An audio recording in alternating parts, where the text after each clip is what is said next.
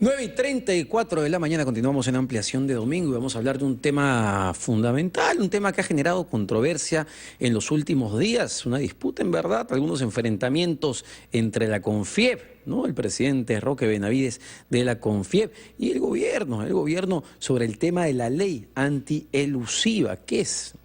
Por ejemplo, la elusión. Hay que diferenciar elusión con evasión de impuestos. También vamos a hablar de esto porque hay una ley que se quiere ya implementar, que se quiere entrar en vigencia, una ley que se lanzó en el 2012, señores, en el 2012 y recién se estaría implementando. Para hablar sobre este tema estamos con Walter Belaunde Plengue, abogado tributarista, para que nos dé luces sobre el tema. Muy buenos días. Buenos días. Bueno, en principio, para poner a la gente en contexto, ¿no? Hay una norma que se quiere implementar, la ley antielusiva, que data del 2012. Sin embargo, durante, no sé, todos estos años no ha habido reglamento y por eso es que no se puede implementar y en este momento hay, digamos, ciertas fricciones entre el sector empresarial y el propio gobierno, ¿no?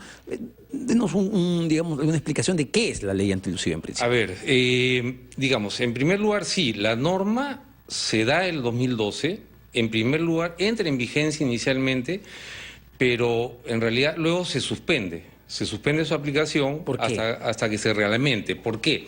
A ver, la norma antielusiva, como hablabas, hay que diferenciar elusión de evasión, ¿no? La elusión lo que hace es, digamos, mediante actos lícitos, o sea, actos jurídicos lícitos, contratos, operaciones lícitas, lo que se trata es de lograr eficiencias tributarias, pagar menos impuestos, ¿no? O aprovechando vacíos. En algunos casos son vacíos, en otros no, ¿ya? Okay. En otros, en realidad no son vacíos, sino que hay casos en los cuales sí, digamos que ya se fuerza algunas figuras, ¿no? Estoy al borde, digamos, estoy en la línea. En algunos casos en la línea, otros menos, ¿no? Y entonces, ¿por qué se suspende la aplicación? Justamente, ¿qué sucede? La norma antielusiva, la ley del impuesto a la renta en Perú ya tiene normas antielusivas específicas, por decir, para intereses, para una serie de cosas ya hay reorganizaciones societarias, ya tenemos normas antielusivas específicas. Lo que faltaba era la norma antielusiva general, ¿no? La norma antielusiva general, digamos, redundando, valga la redundancia, genera un poco de inseguridad jurídica porque, y siempre lo va a generar, ¿ya? Porque da lugar a que se interpreten de diferentes maneras, ¿no es cierto?, operaciones o estructuras que se hayan realizado, ¿ya? Entonces, las offshore, los paraísos fiscales, ¿no? ¿Entran dentro de este campo o no? Mire, se habla mucho de las offshore para temas de elusión, cuando realmente la elusión no requiere de offshores. O sea, hay muchas estructuras elusivas, o sea, que generan ahorros tributarios, menor pago de impuestos, que no utilizan offshores. Eventualmente podría ser que sí, ¿ya? Pero no, o sea, no es indispensable. Además, el tema de las offshores ya está regulado, digamos, en la norma del impuesto a la renta, con la transparencia fiscal, ya se ha suscrito, el Perú se ha adherido a un convenio de la OCDE para intercambio de información que se va a implementar. Entonces, yo diría que no hay una necesaria ligazón, vínculo entre offshore y... En sencillo, para que la gente entienda, por ejemplo, ¿qué es una offshore? A ver, un offshore es una empresa que se crea en algún país donde no pague impuestos por los actos que realiza en el exterior. O sea, en el Perú, por ejemplo, las empresas domiciliadas pagan impuesto por las actividades que realicen en el Perú y por las actividades que realicen afuera. Rentas de fuente peruana, rentas de fuente extranjera. En el caso hay muchos países, como Panamá, por ejemplo, ¿no? Ejemplo típico. Andorra, ¿no? Panamá. También, sí. Donde en Panamá, por ejemplo, si se crea una empresa, si esa empresa no realiza ninguna actividad dentro de Panamá y todas sus actividades son fuera de Panamá, vamos a decir, que dé servicios a una empresa peruana, ¿ya? Entonces, esas actividades que se realizan fuera de Panamá no están grabadas dentro de Panamá. Por eso se le llama offshore. O sea, no tributa dentro de su territorio, ¿ya? Con lo que paga menos impuestos. Así es. Ahora, empresa también, que usa. Pero acá digamos, sí. para la gente, ¿no? Porque entendemos el tema legal y tributario, pero digamos, yo soy un pequeño empresario, tengo, no sé, un puesto, una fábrica en Gamarra y pago mis impuestos, pago todo lo que tengo que pagar.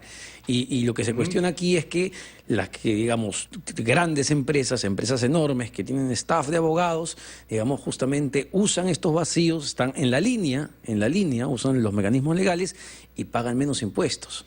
O sea, no sé si me entienden mi punto. Sí, a ver, bueno, otra cosa. Ojo que si una empresa peruana compra a una empresa que está ubicada en un territorio que es paraíso fiscal o, digamos, hay otros términos ahora, pero, digamos, en un paraíso fiscal, si compra, no puede deducir lo que compre en el Perú, en un paraíso fiscal. Si le prestan servicios, no puede deducir el pago por esos servicios en el Perú. ¿Ya? Entonces, por eso le digo, o sea, a ver, la ilusión no es algo del día a día, ¿no? O sea, y puede ser que, ojo, no necesitas una gran estructura de abogados, de tributaristas para hacer un acto elusivo. O sea, se puede hacer un acto elusivo, por ejemplo, un ejemplo típico, ¿ya?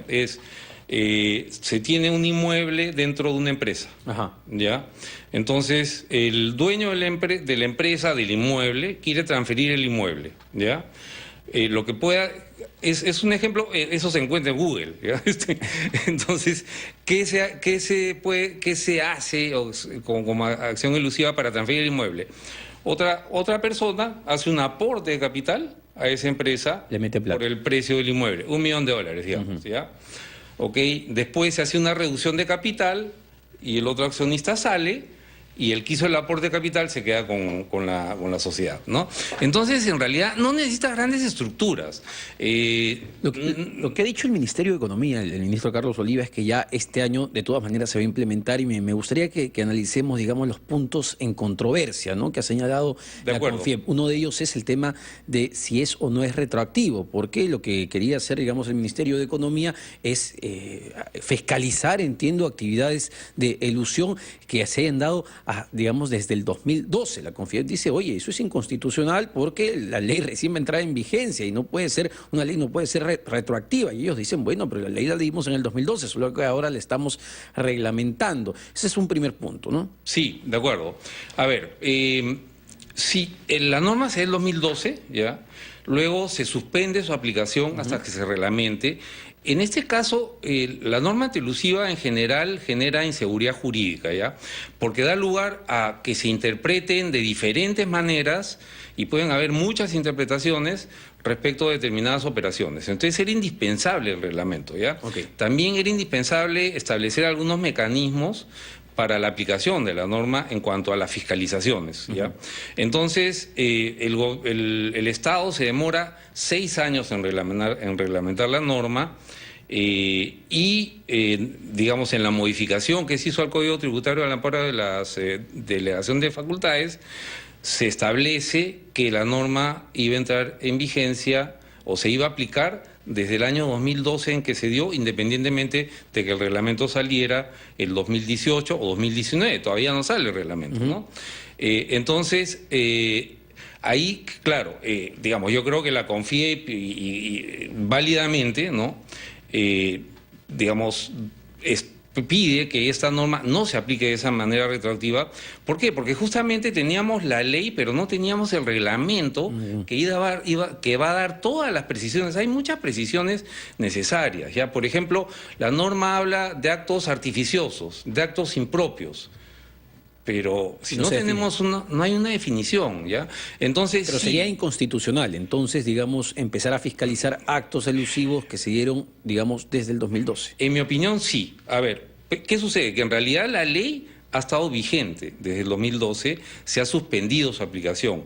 Pero una cosa es que el gobierno pues reglamente la norma al año siguiente, ¿no? A los meses, y otra cosa es que reglamentes una norma 6, 7 años después, y pretendas que esa reglamentación que va a dar todas las precisiones se aplique desde el 2012. Otro de los puntos... Y yo creo que ahí se pusieron de acuerdo muy rápido. En realidad, o sea, hace meses que se habló, el mismo Congreso y el ministro de Economía dijo que se habían puesto de acuerdo para que no se aplique retroactivamente, ¿no? El otro punto era los directores, ¿no? La responsabilidad que tendrían a partir de esta norma los directores de las empresas que hayan cometido actos de elusión. Y bueno, la respuesta del lado empresarial, entiendo, es que los directores no son contadores, no deberían tener responsabilidad. ¿Cómo lo ve? Sí, a ver, hay dos cosas. Primero, que también digamos, se entiende que esta norma, al incluir a los incluir funciones a los directorios, en realidad se extralimita en lo que podía regular. Lo que podía regular era el Código Tributario, pero lo que ha establecido son funciones adicionales para el directorio, cosa que debe estar en la Ley de Sociedades, no en un Código Tributario, ¿ya? Los directores, además, segundo, se establece la responsabilidad del directorio, pero el directorio es un órgano, o sea, no se individualiza. Entonces, no puedes establecer responsabilidad solidaria del directorio, tendría que ser de los directores, ¿ya? Ahora, de hecho, es correcto, la función del directorio es el planeamiento estratégico de las actividades de la empresa, es supervisar las acciones que se vienen realizando, digamos, coordinar con la gerencia, cómo se van, digamos, dirigiendo, cómo el planeamiento más de negocios, ¿no es cierto?, no están metidos en el tema tributario.